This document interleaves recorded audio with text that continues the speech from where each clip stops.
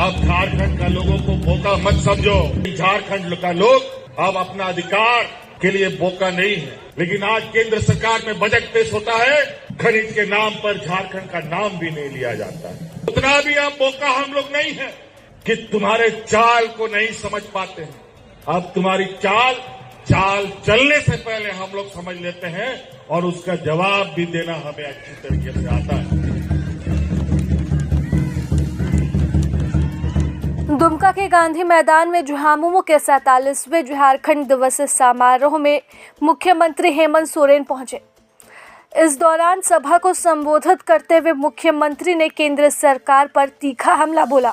उन्होंने कहा कि देश के कुल खनिज संसाधनों का लगभग 42% हिस्सा झारखंड से जाता है, लेकिन जब केंद्रीय बजट पेश होता है तो झारखंड का नाम तक नहीं लिया जाता।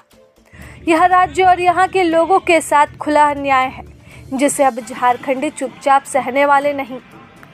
मुख्यमंत्री ने कहा कि झारखंड के आदिवासी, मूलवासी और गरीबों को कमजोर या बोका समझने की गलती केंद्र सरकार ना करे। हम लड़ना जानते हैं, जरूरत पड़ी तो सड़क पर भी उतरेंगे और लड़ेंगे। कानून के दायरे में रहकर भी अपना हक लेकर रहेंगे। उन्होंने 2 टूक ये बात कही है। मुख्यमंत्री ने अपनी गिरफ्तारी और जेल जाने का भी जिक्र किया और कहा कि सामंती सोच वाली सरकार ने उन्हें फंसाने का काम किया है, लेकिन झारखंड की जनता मजबूती से उनके साथ खड़ी रही।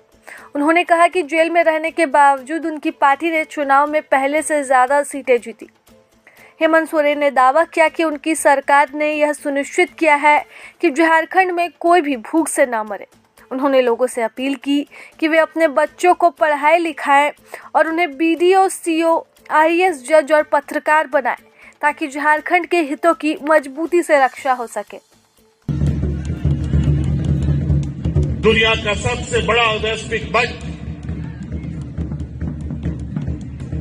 में एक आदिवासी राज्य से एक आदिवासी नौजवान प्रतिनिधित्व करने जाता है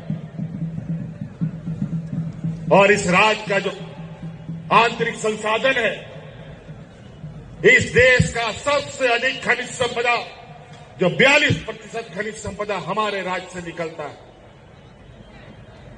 कोई ऐसा राज्य नहीं है। लेकिन आज केंद्र सरकार में बजट पेश होता है,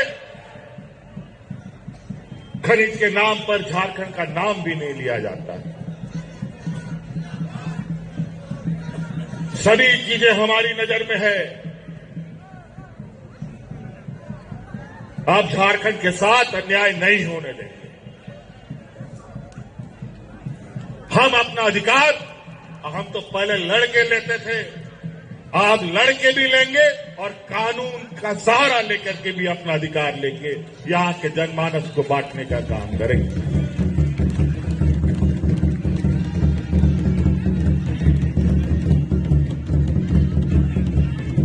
हम जानते हैं आज भी हमारे बीच गरीबी,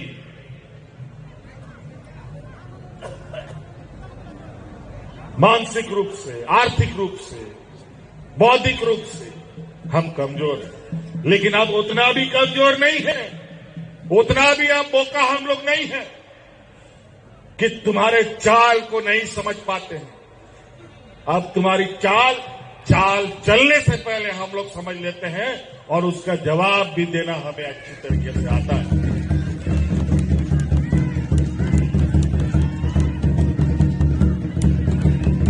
अब झारखंड का लोगों को बोका मत समझो। अब झारखंड का लोग राजनीतिक चक्रव्यूह को भी समझता है, राजनीतिक षड्यंत्र को भी समझता है। धन बल के नाम पर संवैधानिक संस्थाओं को अपना जेब में रखकर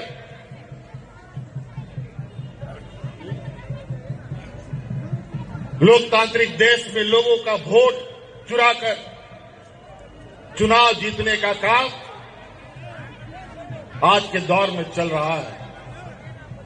लेकिन झारखंड का लोग अब अपना अधिकार के लिए बोका नहीं है।